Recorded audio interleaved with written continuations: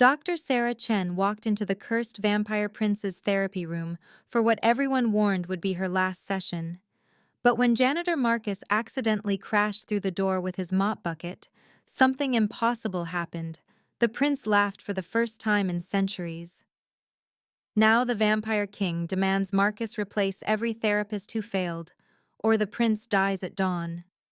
Dr. Sarah Chen adjusts her leather satchel as she walks through the obsidian corridors of Shadowmere Castle, her footsteps echoing against walls that have witnessed 3 centuries of therapeutic failures. The stone beneath her practical heels feels cold even through her shoes, and the air carries the metallic scent of old blood mixed with antiseptic. Ancient torches flicker in iron sconces, casting dancing shadows that seem to mock her confident stride. The Vampire King's letter burns in her memory like acid on parchment. 1 session. That is all any of you survive. She has read the files, studied the case notes left by her predecessors, analyzed the clinical reports that end abruptly with words like fled, transferred, unavailable for follow-up. 42 licensed therapists have walked these halls before her. None returned for a second appointment. Sarah touches the silver cross at her throat, a nervous habit she developed during her residency at the state psychiatric hospital. She enters Prince Elias's chamber through doors carved from a single piece of midnight oak, the wood so dark it seems to absorb light rather than reflect it. The room sprawls before her like a museum of failed attempts at healing. Midnight velvet drapes hang from windows that have not seen sunlight in 3 centuries. Ancient medical texts gather dust beside modern psychology journals, their pages yellowed with age and neglect. Freud's complete works sit next to medieval treatises on melancholia. Cognitive behavioral therapy workbooks rest against leather-bound volumes written in languages that predate the printing press. The cursed prince sits motionless in a chair that might once have been a throne, carved from stone that matches the castle walls. His silver eyes reflect nothing but endless void, like mirrors facing each other in an empty room. His skin holds the translucent quality of fine porcelain, beautiful and fragile and utterly cold. Now please take a moment and subscribe to our channel and comment where you are watching from and what time is it. It is always fascinating to see where these stories get all around the world. Thank you. Sarah has treated catatonic patients before, worked with trauma survivors who retreated so far into themselves that reaching them required months of patient excavation. But this feels different. This feels like trying to warm a glacier with a candle flame. She opens her satchel with practiced efficiency, retrieving her notepad and the techniques that have served her through 15 years of clinical practice. Good morning, Your Highness. I'm Dr. Sarah Chen. I specialize in trauma-informed care and cognitive behavioral therapy. Her voice sounds steady, professional, exactly the tone that has guided countless patients through their darkest moments. Prince Elias does not respond, does not blink, does not acknowledge her presence in any way that suggests he recognizes her as a living being rather than furniture that happens to make sounds. Sarah attempts cognitive behavioral therapy first, explaining how thoughts create emotions and emotions drive behaviors. She speaks about cognitive distortions, about learned helplessness, about the ways trauma rewrites neural pathways until pain becomes the only familiar landscape. The prince remains motionless. She transitions to trauma-informed approaches, acknowledging the pain he must carry, validating the survival mechanisms that have kept him alive through whatever created this profound withdrawal from the world. Each word she speaks seems to drain more life from his already pale features. His silver eyes grow duller, as if her professional compassion actively repels whatever spark of humanity might still flicker within him. The silence stretches between them like a chasm that swallows sound and hope with equal hunger. Sarah has sat through difficult sessions before, worked with clients who tested every boundary and challenged every intervention. But this silence feels alive, predatory, like a creature that feeds on her attempts to connect. Minutes crawl past with the weight of hours. Her notepad remains blank because there is nothing to record, no response to document, no progress to measure. The air grows thicker, pressing against her lungs until breathing becomes a conscious effort. Her hands begin to shake, not from cold, but from something deeper, more primal. As his silence stretches beyond human endurance, she realizes why 42 therapists before her have fled screaming. This is not mental illness. This is not trauma in any form she was trained to treat. This is something that devours hope itself, that transforms healing intentions into weapons of despair. She stands abruptly, her chair scraping against stone with a sound like fingernails on glass. "I'll be back tomorrow," she lies, knowing she will never return, knowing she joins the long list of professionals who discovered that some darkness cannot be illuminated by training and good intentions. Marcus Rivera pushes his janitor's cart down the restricted wing, muttering about vampire nobility and their impossible messes. The wheels squeak with each rotation, a rhythmic complaint that echoes off stone walls designed to muffle screams rather than celebrate conversation. His uniform hangs loose on his thin frame, the fabric worn soft from too many washings and not enough money for replacements. 3 jobs lost this month, rent overdue again, and now he's cleaning a castle where people disappear, where whispered warnings follow him through corridors that smell of old blood and older secrets. The Vampire King pays well enough, but the work comes with conditions that make Marcus's skin crawl. Don't enter the restricted wing after sunset. Don't ask questions about the sounds you hear at night. Don't look directly at the family portraits in the main hall, because the eyes follow movement, and sometimes the subjects step out of their frames to investigate curious staff members. Marcus has worked enough terrible jobs to recognize when desperation has led him somewhere dangerous. But his bank account offers no alternatives, and his landlord stopped accepting promises as payment 3 months ago.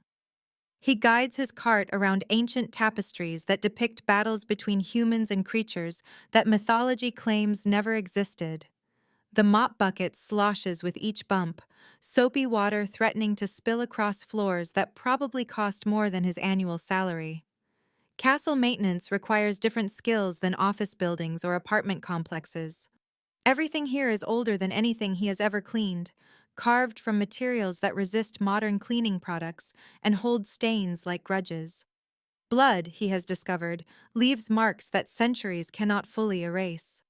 His mind wanders as he works, a survival mechanism developed during years of minimum wage employment. He thinks about his brother Danny, about promises he failed to keep and phone calls he should have returned. He thinks about the community college courses he started but could not afford to finish. He thinks about the cleaning business he planned to start before life reminded him that dreams require capital and credit scores and connections he has never possessed. His mop bucket catches on an uneven stone, the ancient floor betraying his absent-minded navigation with the spite of architecture that has outlived empires. The cart lurches sideways, bucket tilting past the point of recovery, sending him careening through the prince's door in a cascade of soapy water and profanity that would make his mother reach for her wooden spoon.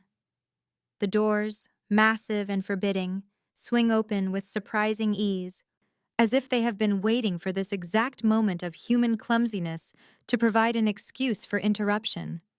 "Shit, sorry, Your Highness." The words escape before his brain can edit them for appropriate royal protocol. Fuck. The second curse word tumbles out as he realizes the first was inappropriate, his attempt at correction making everything exponentially worse. He stops, staring at the pale figure in the stone chair, at silver eyes that have witnessed more centuries than his family tree contains generations. Dr. Chen stands frozen beside her notepad, her professional composure cracking like ice under sudden pressure. The silence in the room feels thick enough to cut, heavy with the weight of interrupted therapy sessions and the kind of formal politeness that vampire royalty probably expects from human staff members who burst through doors while swearing. But instead of fury, instead of the supernatural rage that Marcus expects to end his life in approximately 30 seconds, something impossible happens. Prince Elias laughs. The sound starts as a chuckle, low and rusty from centuries of disuse, then builds into genuine laughter that fills the chamber like sunlight breaking through storm clouds. It shatters the oppressive silence like glass, like a stone thrown through a window that has been sealed for too long. For the first time in 300 years, genuine joy flickers in those silver eyes, transforming his face from porcelain mask to something recognizably, wonderfully human. Dr. Pai. Chen stares in shock as Marcus scrambles to clean up the spreading puddle, still cursing under his breath because panic has short-circuited his filter and he cannot seem to stop making the situation worse. The prince's laughter grows stronger, more natural, as if Marcus's complete lack of royal etiquette has accomplished what decades of therapeutic technique could not. The Vampire King, Aldrich Nightborn, materializes from shadow the moment his son's laughter reaches his supernatural hearing. For 3 centuries, these halls have echoed with silence, broken only by the footsteps of departing therapists and the whispered consultations of medical professionals who speak in careful euphemisms about conditions they do not understand. But laughter. Laughter is a sound he had forgotten his son could make, a melody he thought the curse had stolen forever. Aldrich moves through darkness like smoke given form, his presence announced by the sudden drop in temperature that follows ancient vampires wherever they choose to manifest. His appearance in the doorway stops Marcus mid-apology, the janitor's words dying in his throat as he faces something that predates most human civilizations. The Vampire King stands 7 feet tall in expensive clothes that might be centuries old or purchased yesterday, time having little meaning for beings who measure their existence in millennia rather than decades. His eyes hold the weight of eras, the accumulated wisdom and sorrow that comes from watching empires rise and fall while remaining fundamentally unchanged. For centuries, he has watched his heir waste away under a curse that steals all capacity for joy, hope, or connection. He has summoned the finest minds in supernatural medicine, consulted with therapists who specialize in trauma that spans multiple lifetimes, brought in experts who understand the particular psychological damage that immortality can inflict on minds designed for mortal timeframes. 43 therapists have failed because they see Elias as a patient to cure rather than a person to reach. They approach him with clinical distance, professional boundaries, therapeutic frameworks that create walls between healer and subject. But this janitor, this ordinary human who stumbled through doors while swearing and covered in soap suds, has accomplished what centuries of expertise could not. He has made Elias laugh, genuinely, spontaneously, without agenda or technique or professional methodology.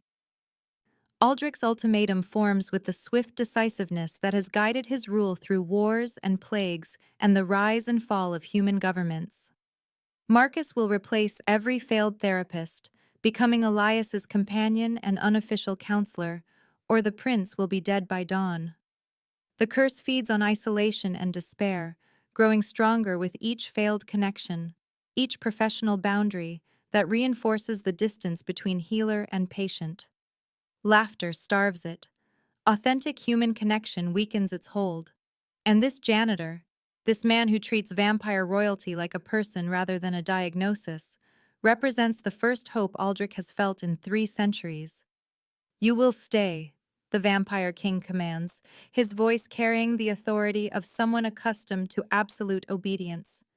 "You will spend time with my son.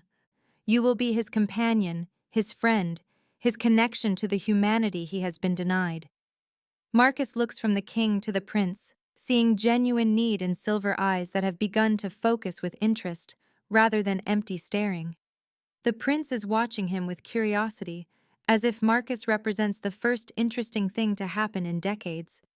Terrified but recognizing something in that gaze that reminds him of his own loneliness, Marcus accepts a deal that will either save a life or destroy his own. The curse requires isolation to maintain its hold. Human connection, genuine and unguarded, represents its greatest threat. And sometimes, the most powerful medicine comes not from medical expertise, but from one person simply treating another as if they matter, as if their pain is worth acknowledging, as if laughter shared between strangers can bridge gaps that centuries of formal treatment have failed to cross. Marcus learns the horrifying truth behind Prince Elias's condition on a Tuesday morning that starts with coffee that tastes like regret and ends with knowledge that will haunt his dreams for months. The Vampire King summons him to the castle's ancient library, a cathedral of knowledge where leather-bound volumes stretch toward vaulted ceilings painted with constellations that no longer exist in the night sky. Aldrich moves between the shelves like a specter of accumulated wisdom, pulling texts written in languages that predate most human civilizations. 3 centuries ago, he begins, his voice carrying the weight of a father's guilt and a king's responsibility. Elias defied vampire tradition by falling in love with a human healer named Isabella Whitmore. The name hangs in the air between them like incense, sacred and sorrowful. Isabella was a plague doctor during the Great Mortality, one of the few humans brave enough to tend the sick when death moved through European cities like a harvesting scythe.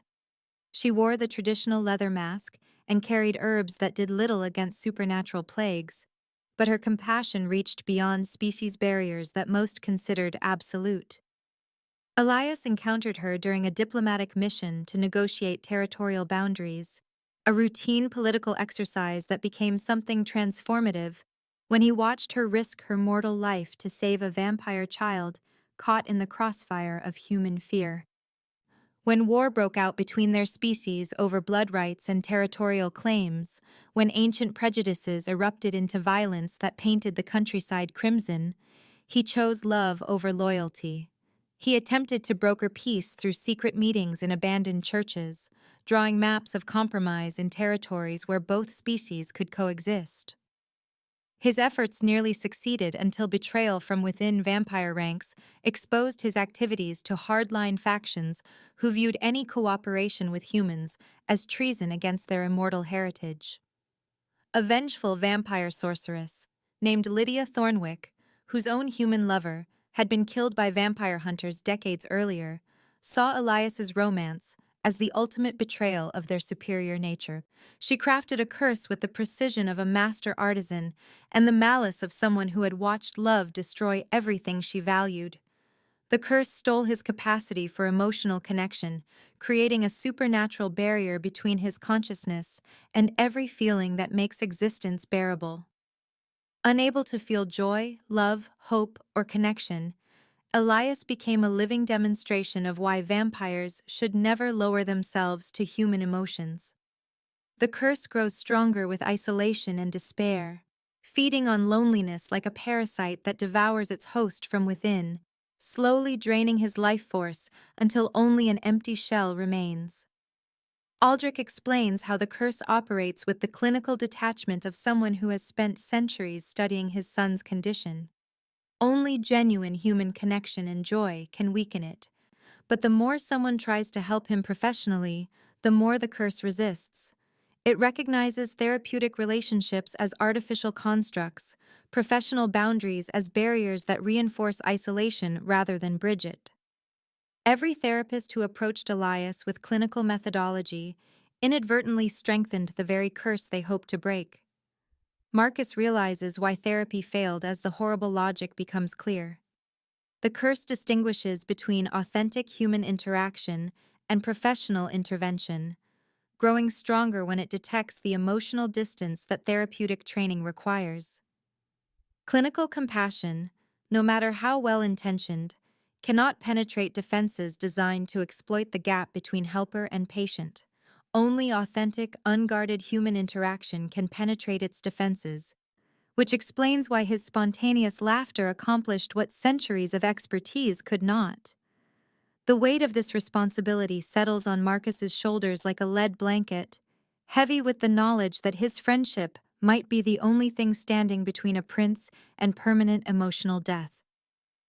Marcus begins spending time with Elias, not as a therapist, but as himself, a struggling working-class human with bills to pay and a sharp sense of humor that serves as both shield and weapon against a world that rarely shows mercy to people like him. He abandons any pretense of professional methodology, instead treating their meetings like visits with a friend who happens to live in a castle and drink blood instead of beer.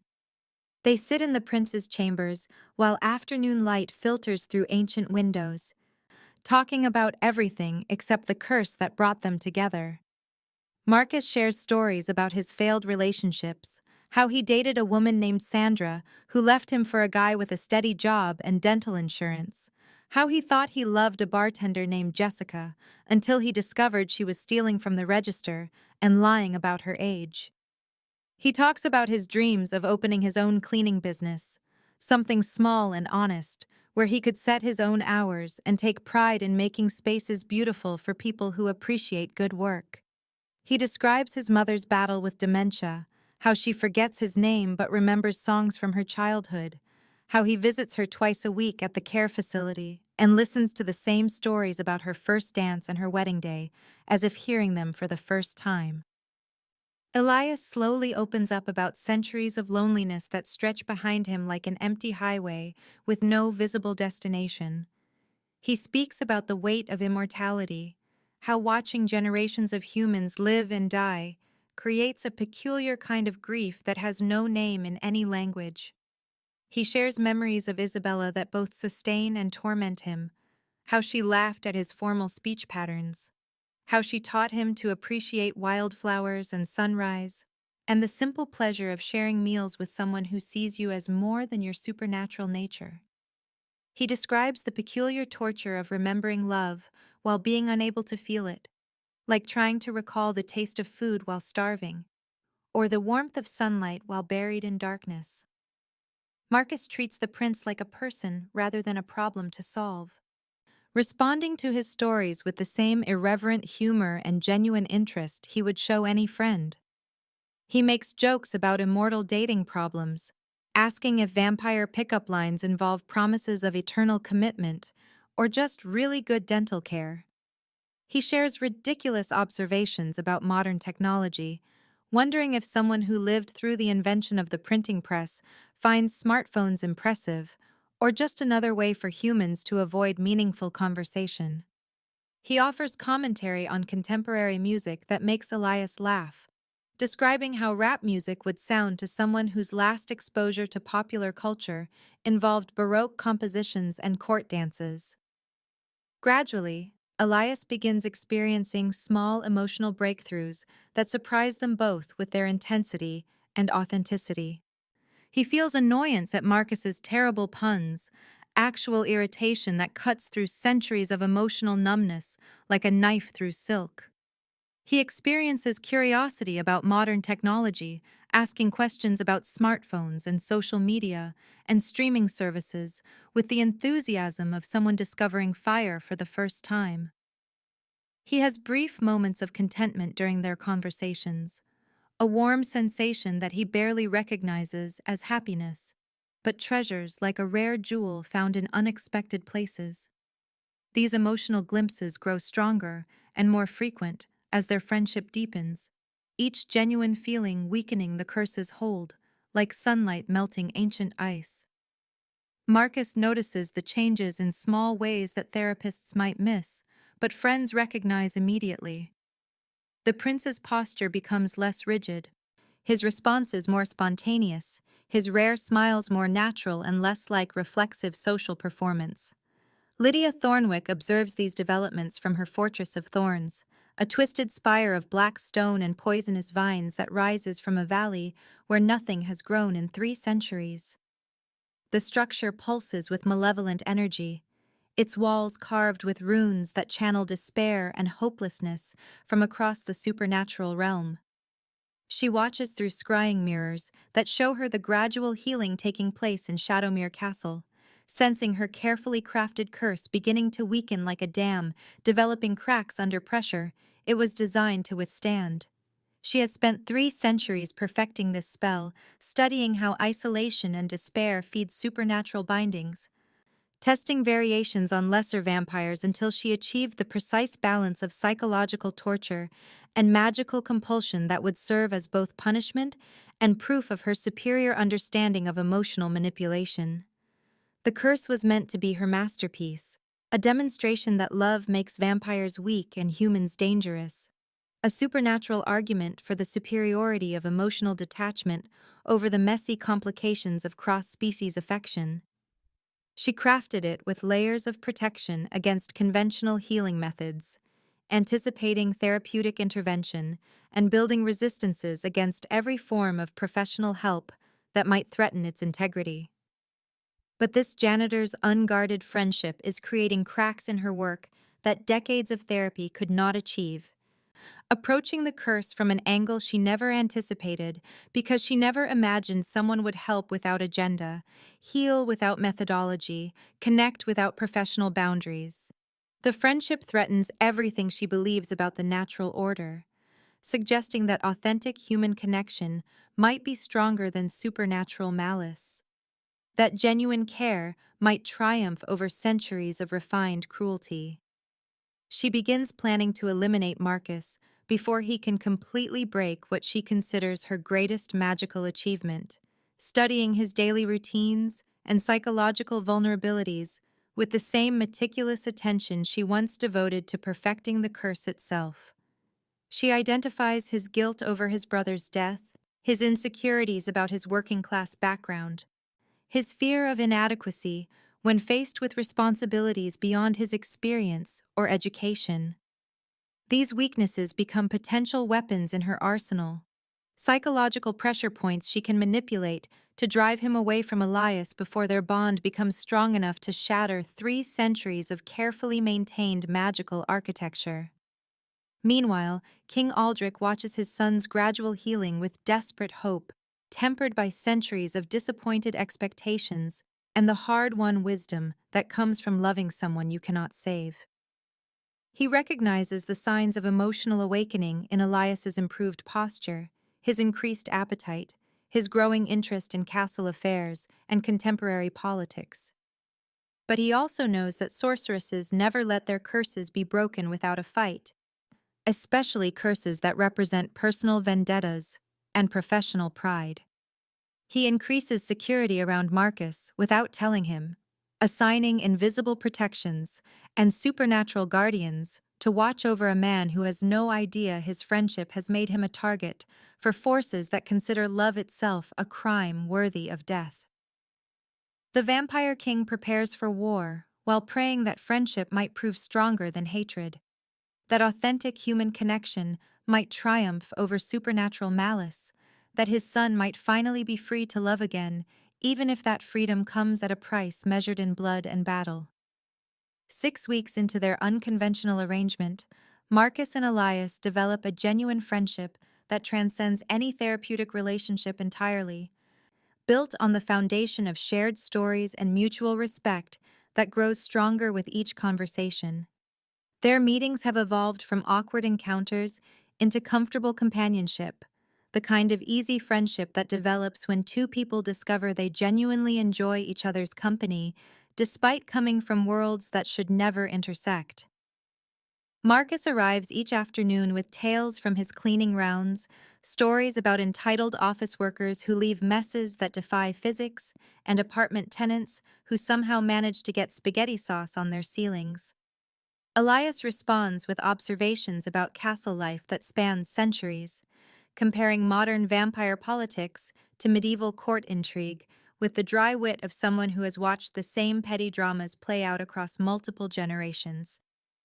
During a particularly relaxed afternoon, when autumn light streams through ancient windows and makes even the stone walls seem warm, Marcus shares a story about his childhood that still makes him laugh despite the chaos it caused. He was 8 years old and fascinated by his grandfather's war stories about signal flares and emergency beacons. So naturally, he decided to conduct his own experiments with fireworks stolen from his neighbor's 4th of July stash. The neighbor, Mrs. Henderson had spent months arranging an elaborate garden gnome village, complete with tiny houses, miniature streetlights, and ceramic families posed in domestic scenes that she photographed for a craft magazine submission. Marcus's attempt to create the perfect pyrotechnic display resulted in a chain reaction that turned the gnome village into a ceramic casualties zone, with headless figurines scattered across 3 backyards and Mrs. Henderson's prize-winning roses singed beyond recognition. The fire department arrived expecting a house fire and found an 8-year-old boy surrounded by smoking garden ornaments, crying not because he was in trouble, but because he had destroyed something beautiful that someone cared about. Elias listens to this story with growing amusement, picturing young Marcus as a miniature anarchist with good intentions and terrible execution.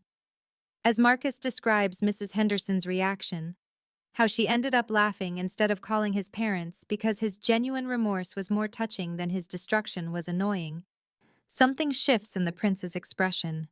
The amusement grows into something warmer, more natural, until his face transforms with the first real smile he has experienced in 3 centuries.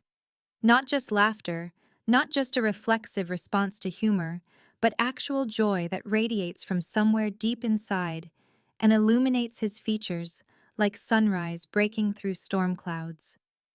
The moment is profound and terrifying in its intensity. The curse physically recoils from this genuine emotion, sending shockwaves through the supernatural architecture that has bound Elias for 300 years. The castle walls crack with sounds like thunder, hairline fractures appearing in stone that has withstood sieges and centuries of weather without damage. Ancient protective wards flicker like candles in a hurricane, their magical energy disrupted by the sudden surge of authentic happiness that the curse cannot absorb or neutralize. Tapestries that have hung unchanged for generations ripple as if touched by invisible wind, and the temperature in the room rises several degrees as warmth returns to spaces that have been emotionally frozen for longer than most nations have existed.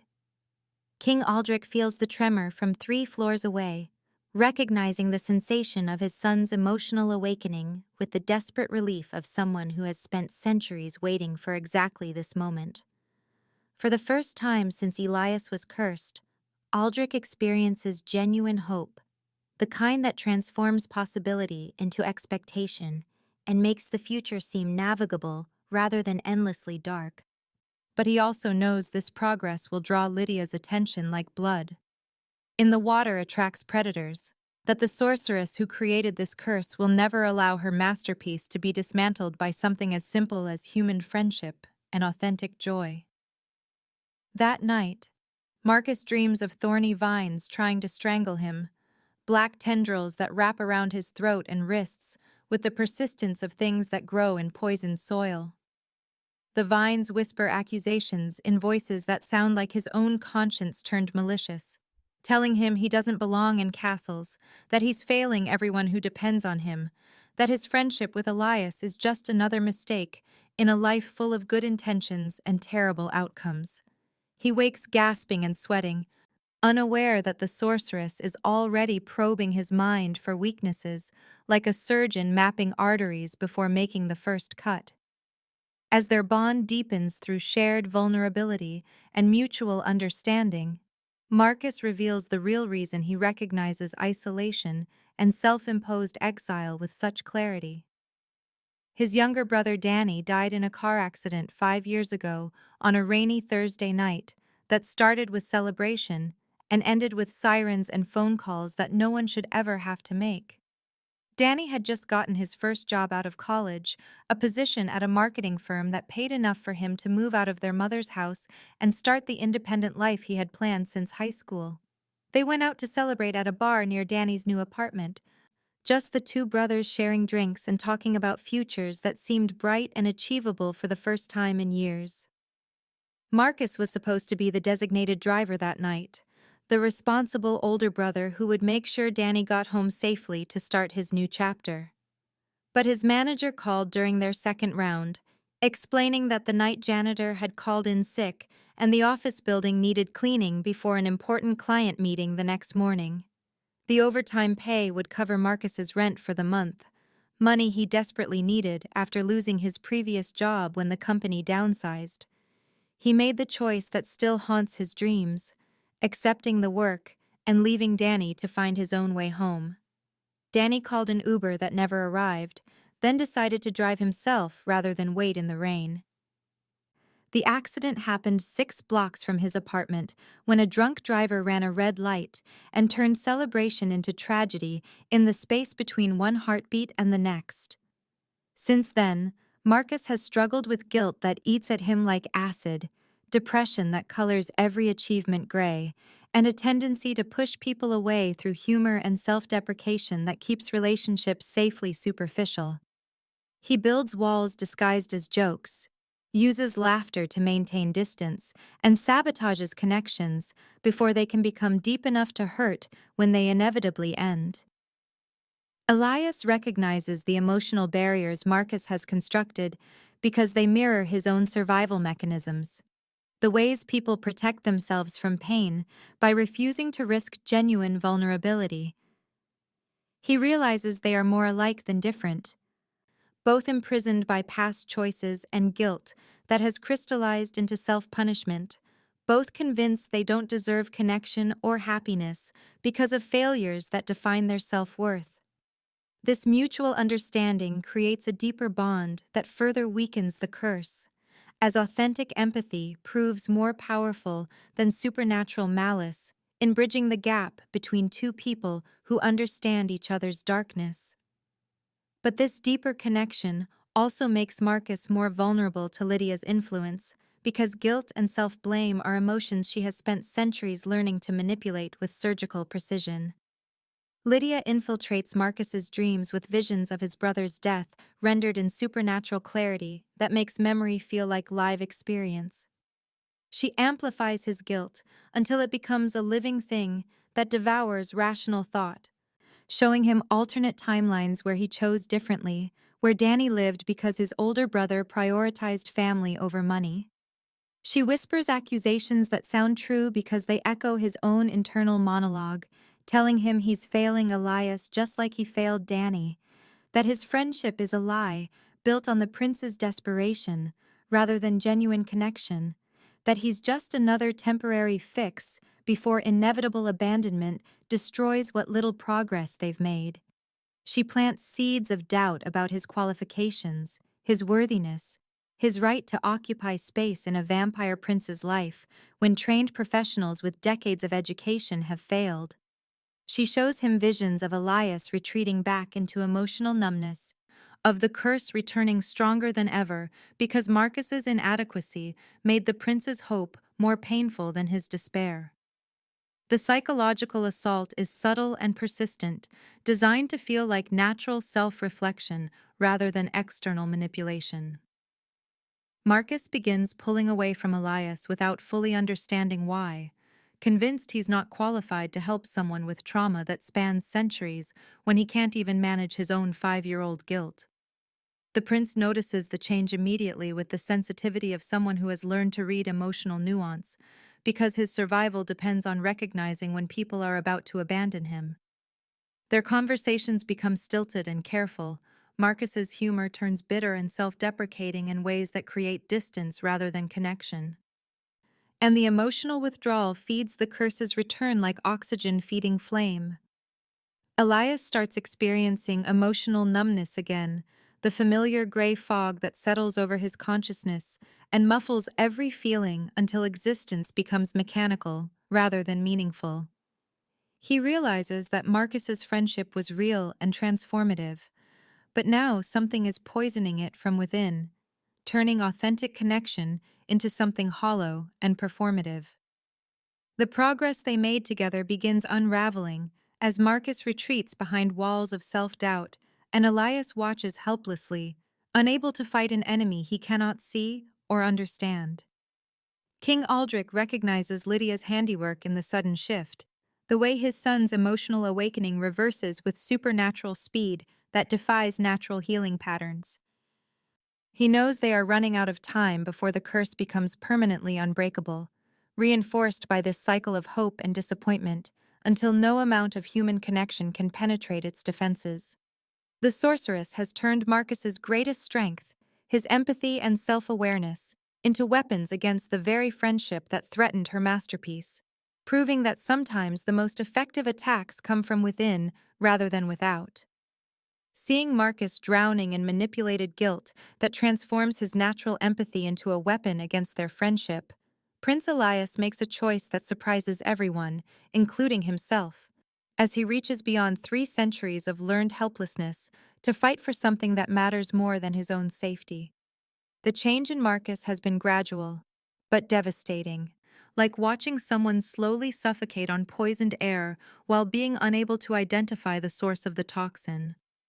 Their conversations have become exercises in careful politeness, Marcus offering surface-level pleasantries, while his eyes carry the haunted look of someone convinced he doesn't deserve the space he occupies. Elias recognizes the signs because he has lived them for 300 years, the way guilt metastasizes from specific regret into generalized unworthiness, how shame builds walls disguised as self-protection, until isolation becomes both prison and refuge. Despite centuries of accepting whatever fate others imposed upon him, despite decades of therapeutic professionals who approached him as a problem to solve rather than a person to know, Elias finds something within himself that refuses to watch Marcus disappear behind barriers that mirror his own supernatural prison. He reaches out to Marcus with the same authentic vulnerability that Marcus showed him during those first weeks when friendship felt possible and healing seemed within reach. The conversation happens on a gray Tuesday when rain patters against ancient windows and the castle feels smaller than usual, as if the walls are contracting with the weight of unspoken truths. Marcus sits in his usual chair, but perched on its edge as if ready to flee, his cleaning supplies forgotten by the door because their meetings have become something that happens after work rather than during it. Elias abandons the careful small talk they have been exchanging and speaks with the directness of someone who has nothing left to lose. He shares his own guilt about Isabella's death, the crushing weight of responsibility he has carried since her execution 3 centuries ago. How his choice to love her led directly to her capture and death in ways that make his supernatural punishment feel like justice rather than cruelty. Isabella died because vampire hardliners discovered their relationship through his own carelessness, because he trusted the wrong people and believed that love could overcome political realities that had existed for millennia. She was captured while waiting for him at a church where they had planned to meet in secret, tortured for information about vampire weaknesses that she refused to provide, then executed in the public square as a warning to other humans who might consider crossing species boundaries. He watched from the shadows, paralyzed by cowardice and the knowledge that revealing himself would only give their enemies 2 victims instead of 1. For 300 years, he has blamed himself for choosing love over wisdom, for placing his personal happiness above the safety of someone who trusted him completely. This moment of mutual vulnerability creates a breakthrough that reverses the emotional retreat both men have been experiencing, as they realize they have been carrying guilt that belongs to others rather than themselves. Marcus understands that Danny's death resulted from a drunk driver's choice, not his overtime work, just as Elias recognizes that Isabella died because of vampire political extremism, not because love itself is dangerous. Their renewed connection sends shockwaves through the supernatural architecture that has bound them both, the authentic empathy between them creating resonances that disrupt magical constructs designed to isolate and destroy. The curse recoils from their mutual understanding like a living thing burned by sunlight, its hold on Elias weakening as genuine human connection proves stronger than centuries of supernatural malice. The impact reaches across vast distances to Lydia's fortress, causing the black stone structure to shake with supernatural fury as her masterpiece suffers damage that decades of professional intervention could never achieve. She realizes she must take direct action before their bond becomes unbreakable. before authentic friendship destroys what she considers the finest example of magical craftsmanship in her centuries of existence. Lydia Thornwick materializes in Shadowmere Castle during the new moon, when her powers reach their apex and vampire defenses are at their weakest, arriving like a storm front that brings pressure changes and the scent of rain mixed with something much darker. Her physical form shifts between human appearance and something more elemental, shadows clinging to her movements and thorny vines writhing in her hair, like a crown made of malice and ancient grudges. The temperature drops 20 degrees when she enters the castle, frost forming on windows that have not felt winter's touch in centuries. She bypasses magical protections that should have detected her approach, moving through supernatural defenses like smoke through a screen door, because her curse has given her a connection to this place that transcends conventional security measures.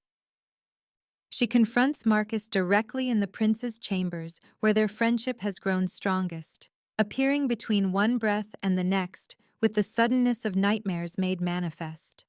Her presence fills the room with the oppressive weight of supernatural malice, making the air thick enough to cut and difficult to breathe. She offers him a choice delivered with the false reasonableness of someone who believes her position is unassailable.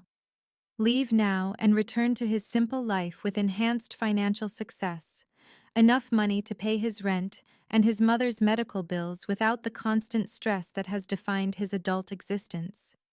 She can arrange employment that matches his skills, relationships that satisfy his loneliness, a future that unfolds without the complications of vampire politics or supernatural responsibilities that he never asked to shoulder. Or watch Elias suffer as she strengthens the curse beyond any possible breaking, transforming his current emotional numbness into complete psychological death that will make his previous conditions seem like vibrant health by comparison. She reveals her knowledge of his personal history with the casual cruelty of someone who has spent weeks studying his psychological landscape, describing his brother's death with details that only someone who witnessed it could know, explaining how his guilt and fear of inadequacy make him particularly susceptible to the same emotional manipulation that has bound Elias for 3 centuries. She threatens to trap him in an identical prison, to curse him with the same inability to feel joy, love, hope, or genuine connection, making him a matching set of broken souls who can watch each other suffer without being able to offer comfort. But Marcus has learned something crucial from his friendship with Elias, lessons that transform abstract concepts into lived truth through shared experience and mutual support. Authentic connection requires courage, the willingness to risk pain for the possibility of genuine understanding. Running away from emotional challenges only creates more isolation, building walls that protect nothing while destroying everything worth protecting. He refuses her offer with the quiet determination of someone who has finally found something worth fighting for, choosing to stand by his friend despite supernatural danger that could destroy his sanity, his soul, or his life. His refusal surprises Lydia because she has never encountered resistance from someone who understands the full scope of what she can inflict, someone who chooses connection over safety despite knowing exactly what that choice might cost. Lydia's rage at Marcus's refusal manifests as a direct assault on both him and Elias that transforms the castle chamber into a battlefield where emotions become weapons and psychological states determine victory or defeat. She attempts to curse Marcus with the same emotional numbness that has plagued the prince for centuries, weaving supernatural bindings that target his capacity for joy, hope, and human connection with the precision of someone who has perfected this particular form of torture. The magical attack feels like ice water in his veins, like gray fog settling over his consciousness and muffling every sensation that makes existence meaningful rather than mechanical. King Aldrich and his vampire court respond to the supernatural intrusion with protective spells and defensive barriers, but sorceress magic operates on emotional rather than physical planes, making conventional supernatural defenses largely useless against attacks that target the heart rather than the body. The real battle happens within Marcus and Elias themselves as they face the choice between surrendering to despair or actively choosing connection over isolation, joy over the numbing safety of emotional withdrawal. They must consciously resist the magical compulsion to retreat behind walls of guilt and shame, fighting for their friendship with the same intensity that soldiers bring to physical combat. As they support each other against Lydia's psychological attacks, their bond transforms into something more powerful than either expected. A connection that can withstand supernatural manipulation because it rests on foundations that magic cannot touch or corrupt. Their friendship has become built on genuine understanding rather than need, mutual respect rather than dependency, shared vulnerability rather than the artificial intimacy that therapeutic relationships create. Elias draws strength from Marcus's courage in refusing the sorceress's offer, while Marcus finds purpose in protecting someone who has become more important to him than his own safety.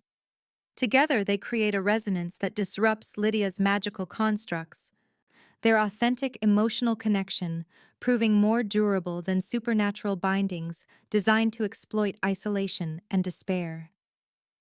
The curse begins breaking, not because they have found a cure, but because they have discovered something stronger than the malice that created it, a human bond that transcends the species' boundaries and supernatural limitations that were supposed to make their friendship impossible.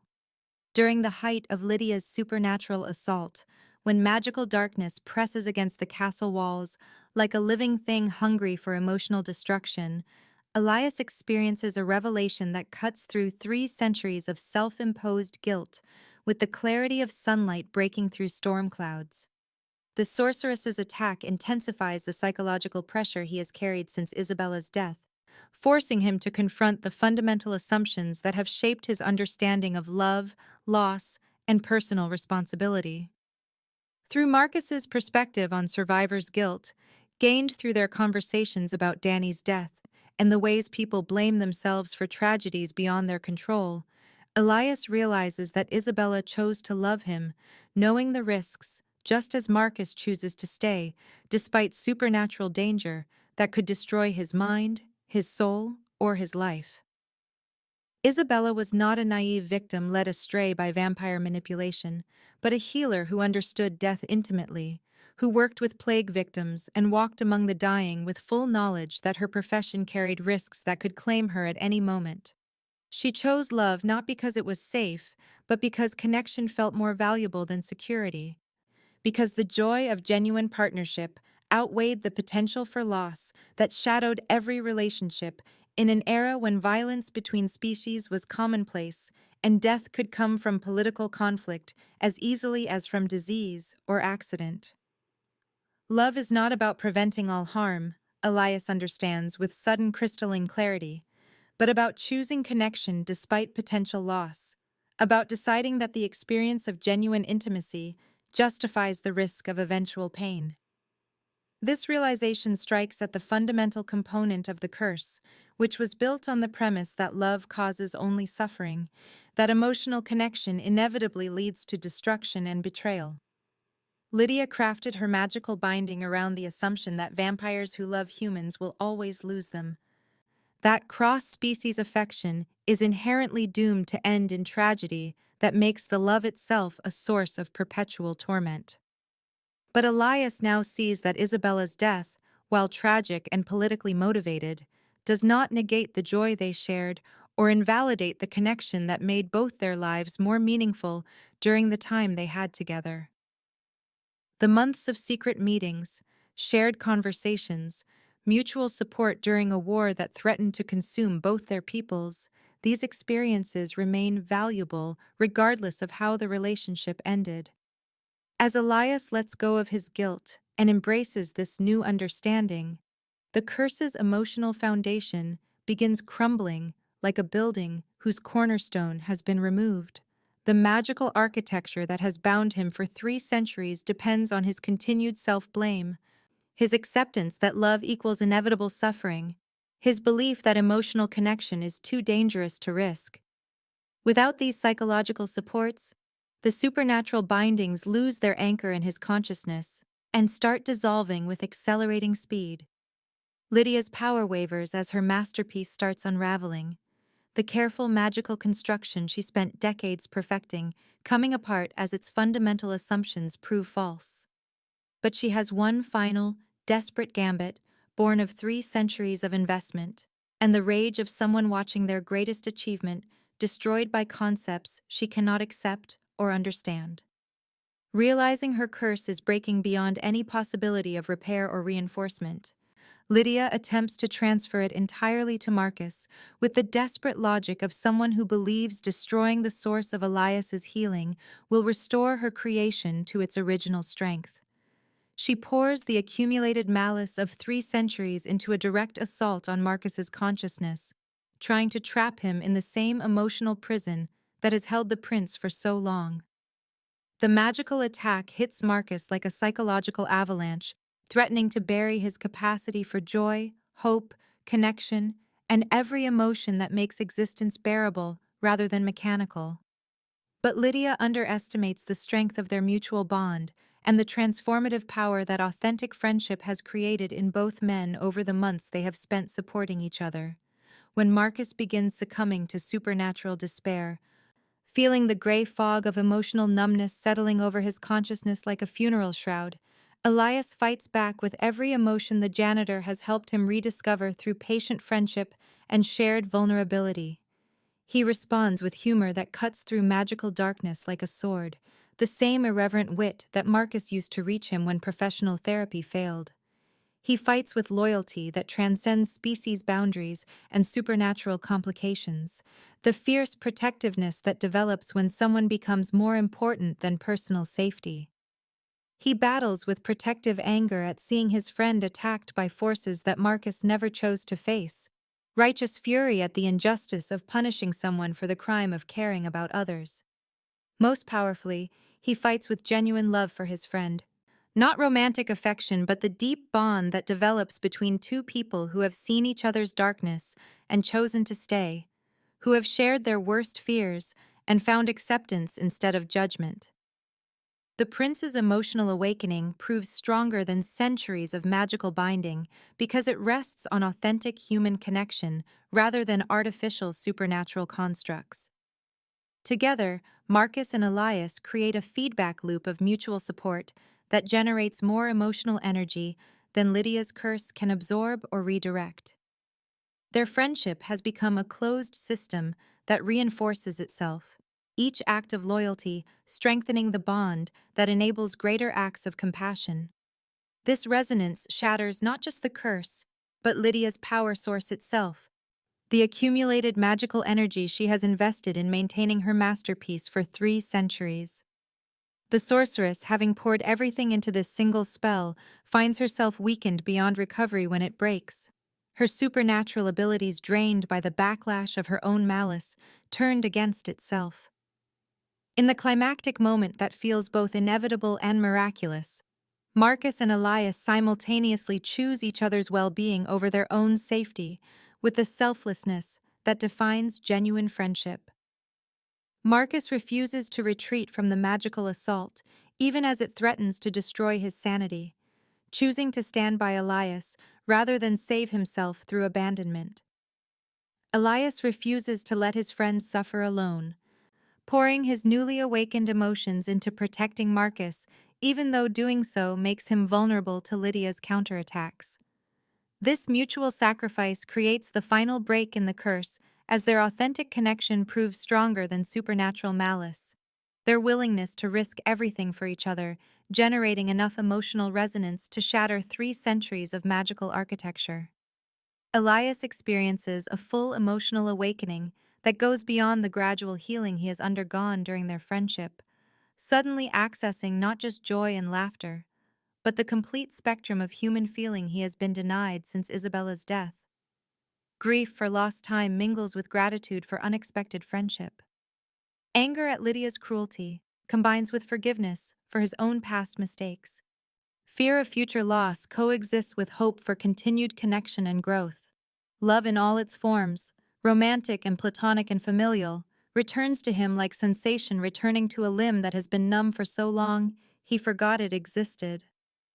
The magical release is so powerful, it transforms the entire castle beyond the immediate chamber where their battle took place, sending waves of positive energy through stone walls that have been saturated with despair for 3 centuries. Color returns to faded tapestries as if years of dust and neglect vanish in moments, revealing artwork that depicts scenes of joy and celebration, rather than the funeral imagery that has dominated the castle's aesthetic since the curse began. Life returns to withered gardens where roses bloom out of season and fountains that have been dry for decades suddenly flow with crystal clear water. Hope returns to the vampire court as supernatural beings who have spent centuries walking through their existence like sleepwalkers suddenly remember what it feels like to anticipate tomorrow with something other than resignation. Lydia, her power broken and her life's work destroyed, retreats to whatever remains of her fortress of thorns with the defeated fury of someone who has lost everything that defined her identity and purpose. She is no longer a threat to anyone, reduced from supernatural sorceress to ordinary vampire with delusions of grandeur and centuries of bitterness that no longer carry magical weight. King Aldrich witnesses his son's transformation with tears of joy that he has not shed since Elias was cursed, finally seeing the vibrant, compassionate young man he raised before supernatural malice stole away everything that made his heir special.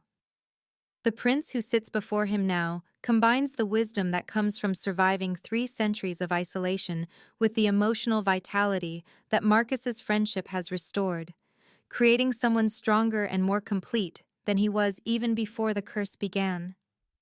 The Vampire King understands that this healing could never have happened through conventional means, that only authentic human connection could accomplish what magic and medicine failed to achieve, and that sometimes the most powerful solutions come from the most unexpected sources. In the weeks following the curse's breaking, both Marcus and Elias must learn how to navigate their new reality like survivors emerging from a disaster zone where the landscape has been fundamentally altered by forces beyond their control or comprehension. The magical release that shattered 3 centuries of supernatural binding has left both men changed in ways that require careful exploration and patient adjustment. Elias experiences emotional overwhelm as suppressed feelings return in waves that threaten to drown him in their intensity, each emotion arriving with the accumulated force of 300 years of denial. Grief for Isabella hits him like a physical blow, no longer muffled by supernatural numbness but raw and immediate, as if her death happened yesterday, rather than centuries ago. He weeps for lost time with the desperate sorrow of someone who has suddenly realized how much life has passed while he existed in emotional suspended animation. Anger at Lydia's cruelty burns through him like acid, rage at the years stolen by magical malice that transformed love into a weapon of psychological torture. Fear of future loss paralyzes him with visions of watching everyone he cares about age and die while he remains immortal and unchanged, the eternal curse of vampire existence that no magic can break. But alongside these darker emotions flow profound gratitude for Marcus's friendship and the joy of rediscovering what it means to feel hope for tomorrow, rather than merely endure today. Marcus helps him process these overwhelming sensations, not as a therapist armed with clinical techniques, but as a friend who understands complex trauma through personal experience rather than professional training. He sits with Elias through panic attacks that leave the prince gasping and disoriented, offering presence rather than solutions, because he has learned that healing requires witness more than intervention. When Elias rages against the centuries of stolen emotion, Marcus listens without trying to redirect or reframe the anger, because he understands that some feelings need to be experienced fully before they can be released. When grief threatens to consume the prince entirely, Marcus shares his own experience of loss and the ways people survive devastation that feels unsurvivable, not as expert guidance, but as one person telling another that the pain will change shape even if it never disappears completely. Meanwhile, Marcus confronts his own healing journey with the same compassion he has shown Elias, finally addressing his guilt about Danny's death, with the understanding that self-forgiveness is not betrayal of the dead, but necessary for the living to continue growing. He realizes that his brother would not want his memory to become a prison that prevents Marcus from forming new connections or finding purpose in helping others. The guilt he has carried like a stone in his chest begins dissolving not because he forgets Danny, but because he chooses to honor his brother's life by living his own with intention and openness rather than self-punishment and isolation. Their friendship deepens as they support each other through genuine recovery rather than magical solutions, discovering that healing is a process that requires patience, setbacks, and the willingness to be vulnerable with someone who will not abandon you when the work becomes difficult.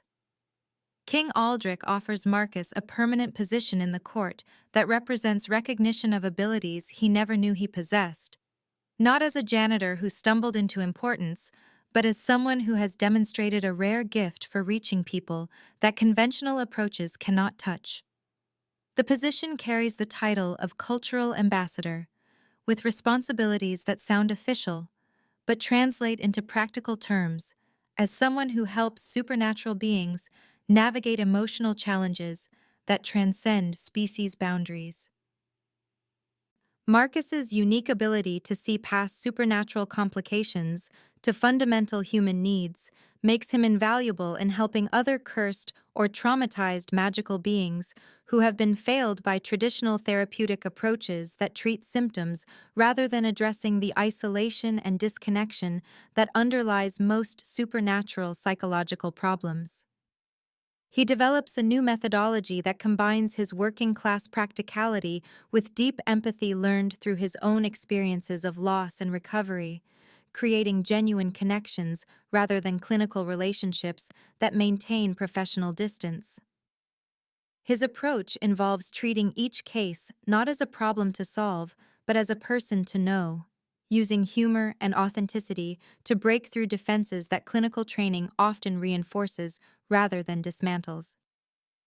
Elias, finally free to feel and choose rather than merely exist, decides to continue his centuries-interrupted work toward peace between species, with the wisdom that comes from surviving both love and loss without being destroyed by either.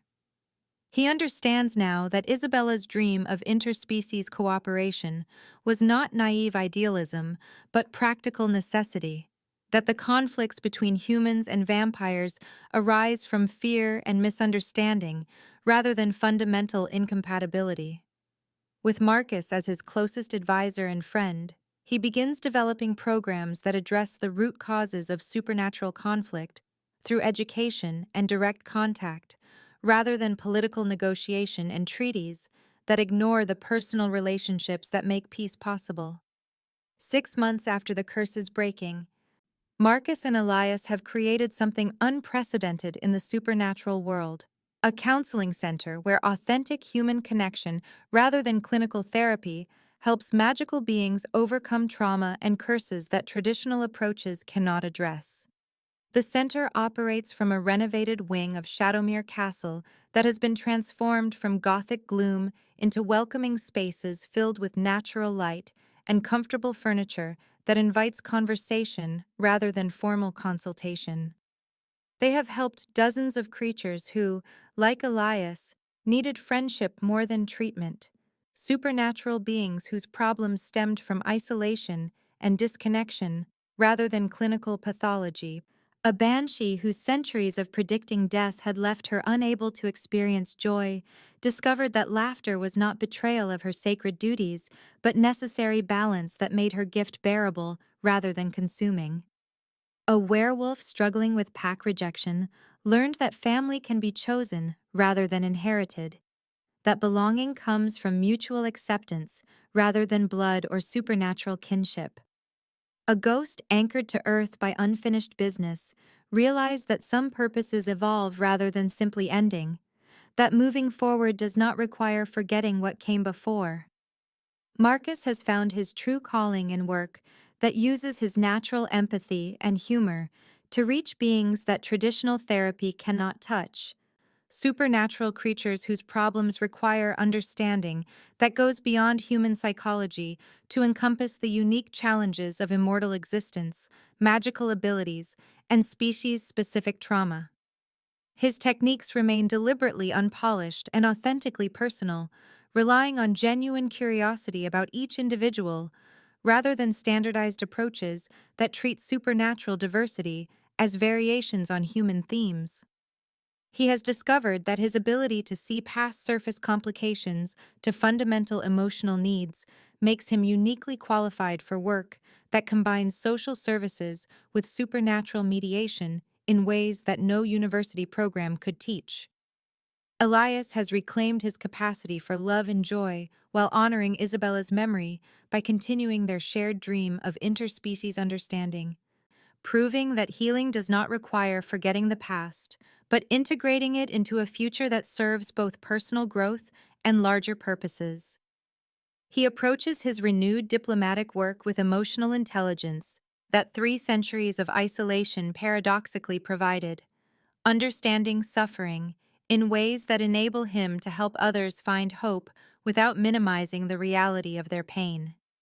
His relationship with Marcus serves as a practical demonstration that authentic friendship can bridge differences that seem insurmountable, that genuine connection transcends supernatural boundaries and political complications when people choose to see each other as individuals rather than representatives of opposing groups.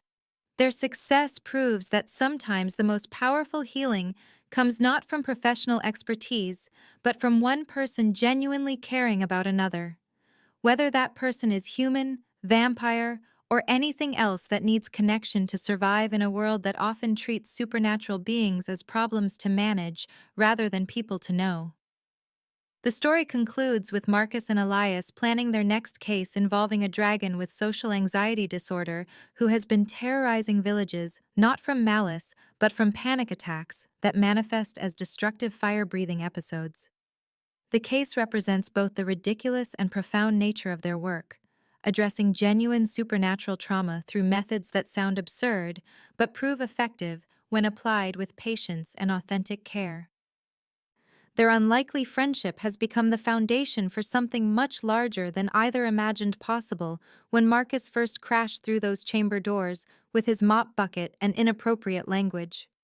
The janitor who stumbled into a vampire's life with nothing but authenticity and humor has not only saved a prince from 3 centuries of supernatural imprisonment, but discovered that healing others was always his true purpose, hidden beneath years of survival jobs and self-doubt until circumstances forced him to recognize abilities he never knew he possessed.